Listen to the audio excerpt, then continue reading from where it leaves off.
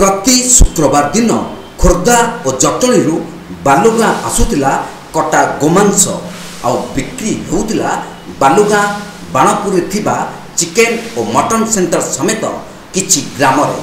हेले लोक मटन भाभी किणी नेउतिले निज घर को किंतु एभली एक नैराश्यजनक खबर पाई बजरंग दल दीर्घ 4 मास हेब नजर रखिथिले भी विफल होइतिले कारण एही कंसेई बेपारी माने अति चतुरतार सहित आसी बेपार करी खसी पड़े जाउथिले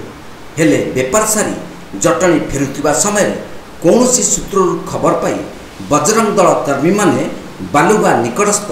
धुआं छक NH5 रोड ठारे एक मोटरसाइकेल गाड़ी को अटकाई थिले एवं ता पाखे थिबा एक बड़ बैग देखा पाइथिले। बैग खोली देखिला बेलू प्राय 3 केजी हेब बड़ी जाइतिबा गोमांस बैग भितरु बाहरी थिला जहा अनुमान करा जाउची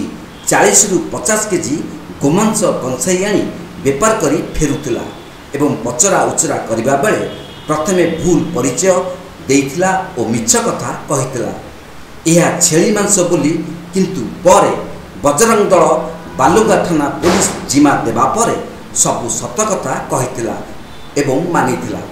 परे जना पड़िथिला जे ए गोमांस बेपारी कंसेई जनक हेउचंती खोर्धा जटणी बेणापंजुरी ग्रामर मद मोहिदीन पुओ MD राजू बोली परिचय देइथिले बालुगाँ पुलिस को। पुलिस गोमांस सहित रक्त जुड़ुबुड़ू बैग मोटरसाइकेल जबत करने सहित राजू को अटक रखी अधिक तथ्य संग्रह करने तदंत जारी रखिछंती। प्राय विगत 4 मास हम बजरंग दलर कर्मी मैंने समस्त नजर रखुले